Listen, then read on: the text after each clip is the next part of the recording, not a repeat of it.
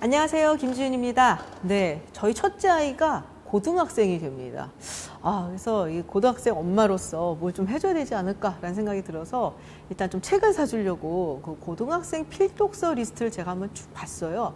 근데 봤더니 뭐 정말 많은 책들이 있는데 그 중에서도 또 제가 눈에 띄었던 책이 하나 있어서 오늘은 그 책 이야기를 조금 해볼까 하고 이 책을 들고 나왔습니다. 바로 네, J.D. 셀린저의 The Catcher in Rye. 호밀밭의 파수꾼이라고 번역이 되어 있죠.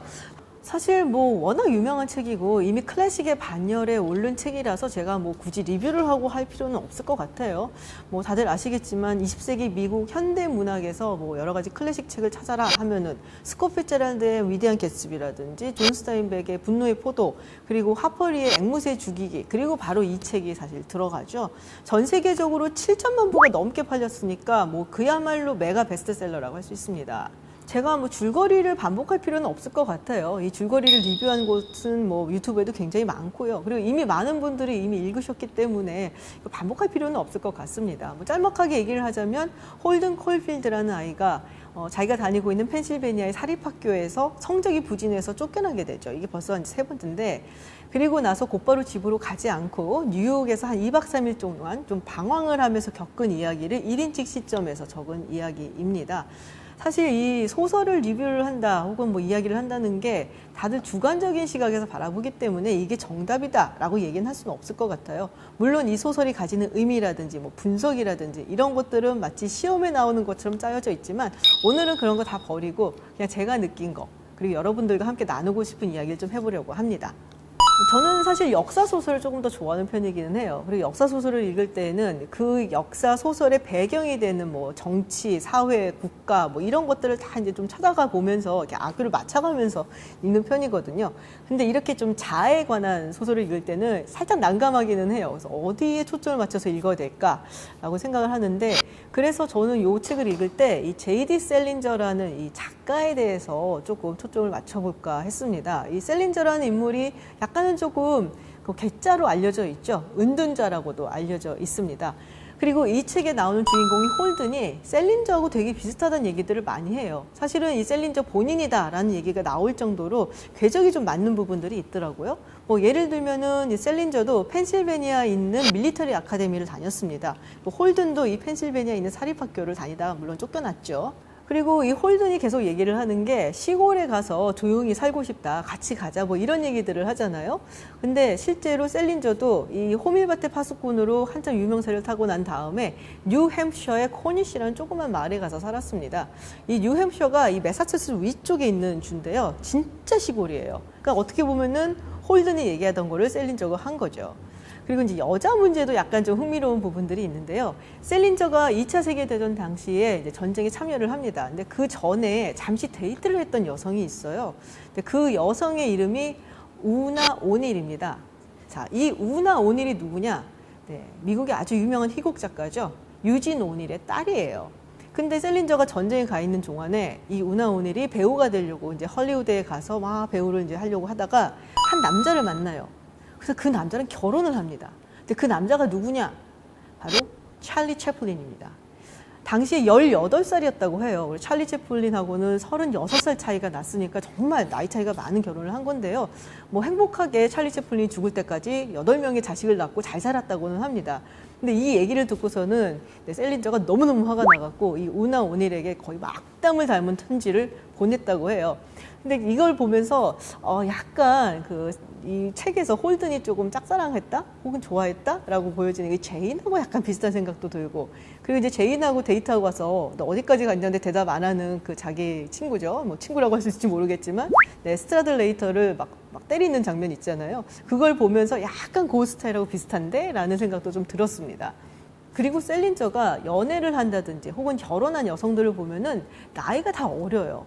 뭐 18살, 16살하고도 데이트를 한 적이 있고요. 뭐 갓 20살이 된 여성, 뭐 이런 여성들하고 연애를 하고 결혼을 했는데 아마도 좀 젊은 여성들한테서 위안을 얻지 않았나라는 생각이 들어요. 뭐 지금의 시각에서 보면 약간 문제가 될 수도 있겠지만, 근데 이 책에서도 보면 홀든이 정말 무조건적인 사랑을 주고 자기가 의지를 하고 또 자기가 지켜주고 싶어하는 존재, 자기 어린 여동생인 피비가 있죠.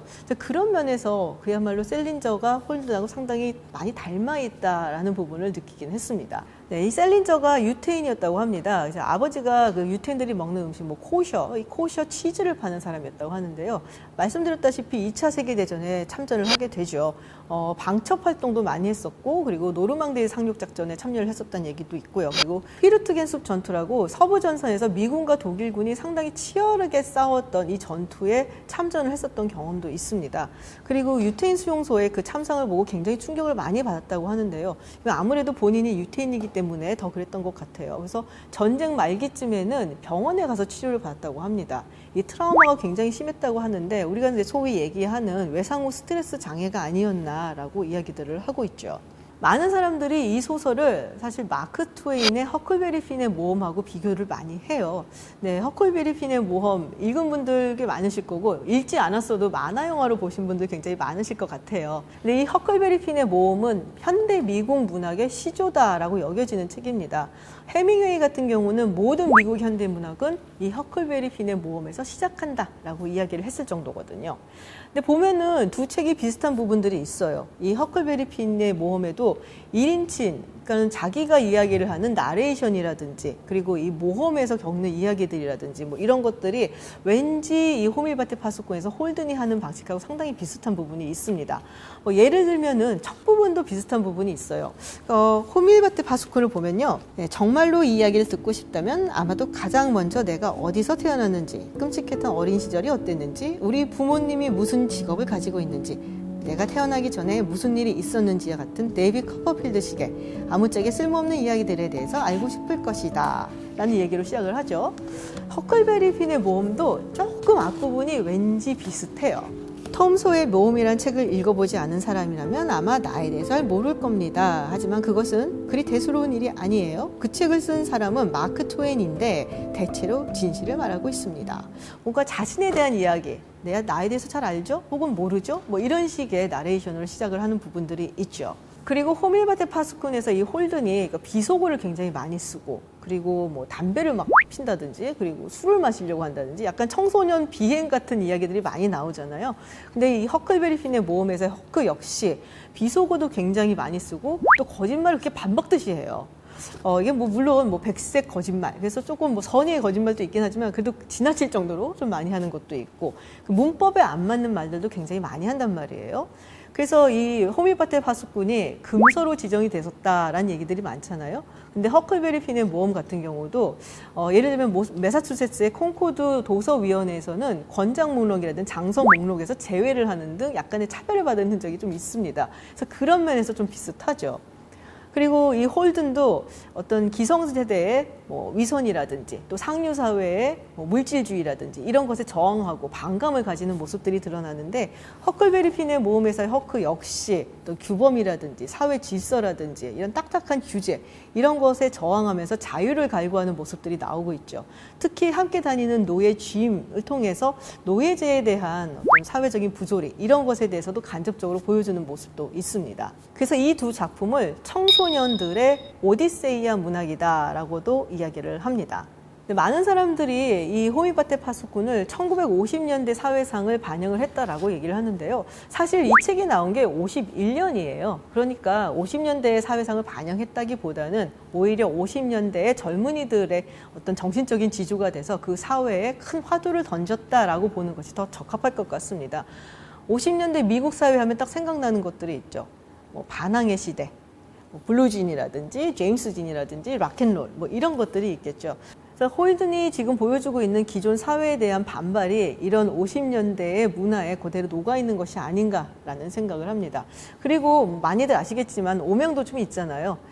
존 레논을 암살한 마크 체프만이 이 책을 가지고 있었다라든지 그리고 레이건 전 대통령을 암살하려고 했었던 존 힌클리가 이 책을 읽었다. 그리고 이 책이 호텔에 있었다라든지 뭐 이런 여러 가지 이야기가 있어서 암살범들에게 뭔가 계시를 주는 듯한 그런 책으로 여겨지는 그런 오명도 좀 있긴 한데 그만큼 많은 사람들이, 많은 젊은이들이 자신들의 어떤 표출되지 못한 불만이라든지 우울 뭐 이런 것들을 이 책을 통해서 풀어내지 않았나라는 생각이 듭니다. 사실 이 책이라는 것이 뭐 줄거리를 안다든지 또 이 책이 의미하는 바라든지 이런 분석 같은 거는 시험 볼 때 필요한 거고요. 본인이 어떻게 느꼈는지가 가장 중요하잖아요. 저는 사실 책을 볼 때 이렇게 약간 밑줄을 그으면서 보는 버릇이 있어요. 그래서 밑줄을 긋고 혹은 필요하면 그 옆에 메모를 해놓든지 뭐 이런 것을 하는 편인데, 그러면 아무래도 좀 집중도 좀 되고, 그리고 읽으면서 저한테 가장 인상적인 부분, 이런 것들이 남거든요. 그래서 그거에 대해서 좀 곱씹어 생각해보고 뭐 이러는 편입니다. 제가 이 호밀밭의 파수꾼에서 가장 인상적이었던 부분은 마지막 부분이었어요. 근데 마지막 부분은 피비가 회전목마를 타고 있는 모습을 보면서 흐뭇해하고 행복해했다가 시간이 건너뛰어서 자기가 뭐 정신병원에서 치료를 받고 뭐 이런 얘기로 이어지죠. 거기서 이런 말을 해요. 정말 마지막 부분인데요. 난 이 이야기를 많은 사람들에게 한 걸 후회하고 있다. 내가 알고 있는 건 이 이야기에서 언급했던 사람들이 보고 싶다는 것뿐. 이를테면 스트라들레이터나 에클리 같은 녀석들까지도. 모리스 자식도 그립다. 정말 웃긴 일이다. 누구에게든 아무 말도 하지 말아라. 말을 하게 되면 모든 사람들이 그리워지기 시작하니까. 사실 책의 맨 첫 부분을 보면 자기가 퇴학당하기 전의 이야기, 어디서 태어났는지, 그리고 내 어린 시절이 어땠는지 이런 부분에 대해서 이야기를 하고 싶지 않다라고 시작을 합니다. 근데 마지막에 가서도 그 이후에 자기가 어떻게 해서 이 병원에 오게 됐는지, 다음에는 어떤 학교를 가게 됐는지 이 부분에 대해서는 말하고 싶지 않다라고 얘기를 해요. 홀든이 이 책에서 이야기를 하는 부분은 퇴학 통지를 받고 그리고 자기가 2박 3일 동안 뉴욕 거리를 다녔던 그 이야기뿐입니다. 그 부분은 자기가 이야기를 할 수 있다는 거죠.